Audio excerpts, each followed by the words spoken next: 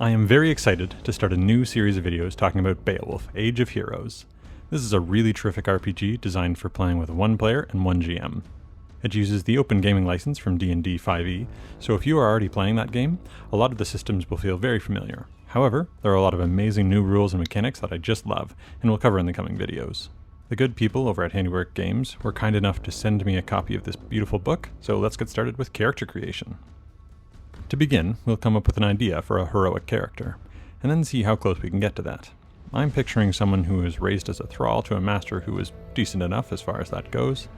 My character will have been working towards earning his freedom by being quite charismatic, quick, and strong. After the settlement is attacked by raiders, my character will set off to forge his own destiny. The first element of your character will be your race, which in Beowulf is human. There are no other races to choose from. You can select an age, set your walking speed to 30, and pick an alignment. Alignment works different here than in the original 5e rule set. Instead of something like lawful good or chaotic neutral, your character will be aligned to either the old ways, the church, or neutral. This choice will have specific mechanical advantages and disadvantages throughout the game. Of course, with role-playing, your character's beliefs might change over time. You can now set your ability scores. You can roll for them or go with the basic numbers of 15, 14, 13, 12, 10, and 8, which is what I will do for this example. Your character can also increase one ability score by 2 and another by 1. As you can see on this chart from the 5e Systems Reference document, each score includes a bonus or a minus. These numbers are your modifiers, and they will go in the skills listed next to the main ability.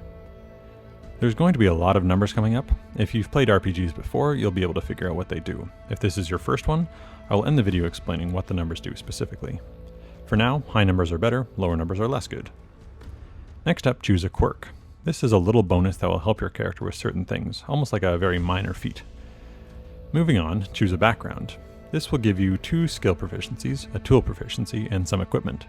I will explain what proficiency does soon. To mark down skill proficiencies, make a mark on the top half of the circle next to the skill. Later in the game you may be able to gain expertise in a skill. If that happens, you'll mark the second half as well. There are 8 backgrounds to choose from in Beowulf: Adrift, Avenger, Chosen One, Noble's Blood, the Foundling, the Believer, Former Follower, or Exile. For my character, I think Foundling seems to fit closest to my idea, so I'll choose that. There are some suggested characteristics which you can choose from or make up your own.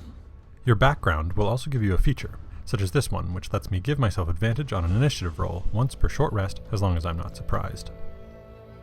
We can now move on to your character's class. There is only one class in Beowulf, that is the hero class, which is then broken into 6 subclasses that are built around the 6 main ability scores. Your hit dice will be d8s. This will be used to heal during rests. The hit points for level 1 characters in Beowulf are a little higher than normal, since you will be a lone hero, not a party or group of players. Your hit points are set at 10 plus your constitution score, not your modifier. Your character will be proficient in all armor, shields, and weapons, and you can choose 2 saving throw proficiencies, one from dexterity, constitution, or wisdom, and one from strength, intelligence, or charisma. You can then choose 3 skills to gain proficiency in. Consulting the hero graph, we can see that at first level, our proficiency bonus is equal to +2. This can be written here, and then any skills that you are proficient in, you can add an extra +2 to those rolls. You can now also fill in your initiative, passive perception, and insight. Your initiative is the same as your dexterity modifier, and your passive perception and insight are equal to 10 plus your perception and insight modifiers respectively. Now you can pick some equipment. Every character gets a spear and a hero's pack. Then for each one of the bullet points below, you can choose either option A, B, or C. I will go with options B, A, and A. Starting on page 59, there is a full list of weapons and armor with their stats. It is important to notice that many items have properties. For example, this metal-rimmed shield has the robust property, which means while wielding it, you may spend inspiration to ignore the effects of critical hits or splintering strikes. Most of the property tags are explained fully on page 68. For others, you'll have to look in the Systems Reference document on page 64. Armor will set your base armor class. You might then also get to add your dexterity modifier or get an additional bonus granted from any helms or shields. Weapons have a few things worth paying attention to. The first is the damage. This lets you know what type of die you'll be rolling to inflict damage. For example, a bearded axe will deal damage equal to 1 8-sided die, or this great club, which deals 2 6-sided dice worth of damage. The damage also mentions which type of damage a weapon does, such as slashing, piercing, or bludgeoning. This won't come up too often, but some enemies might be weaker to or resistant to certain types of damage. Make sure you pay attention to the properties of your chosen weapon. For example, if you are using a two-handed weapon, you won't also be able to hold a shield. Last thing about weapons, on your character sheet, the attack bonus is equal to your proficiency bonus plus either your dexterity modifier for ranged weapons or your strength modifier for melee weapons. If a weapon has the finesse property, you can use your dexterity or your strength modifier. And then finally, when dealing damage, you can add either your strength or dexterity modifier to the roll using the same modifier as in the attack roll. I know, it's a lot to get your head around. Heroes also have a feature called Wryd, which gives access to alignment die. Before your hero gets to roll with advantage, you can choose a specific die to be your alignment die. After rolling, if you decide to use the result of your alignment die, you gain inspiration to use on a future roll. Up next, it is time to pick your heroic tale. There are 6 heroic tales, with each one based around the main abilities. These are Benchbreaker, Swift Blessed, Ox-Spirited, Riddle Reaver, Council Caller, and Honey-Tongued. You can choose the one that has the highest score to double down on that ability, or choose a different one. For my character, I will choose Swift Blessed. At first level, your heroic tale will grant you an ability, with more to follow as you level up. The final part of making your character is to pick a heroic feat. These are listed starting on page 77. There are 27 different feats to choose from. I think for my character, I will choose Hordebreaker, which will give me the chance to cause enemies to run from battle if one of their allies is killed. Remember that you will need to meet any prerequisites that are listed in order to choose that heroic feat. There is one last section that you will need to fill out on your character sheet. This is not your character, but your character's ship.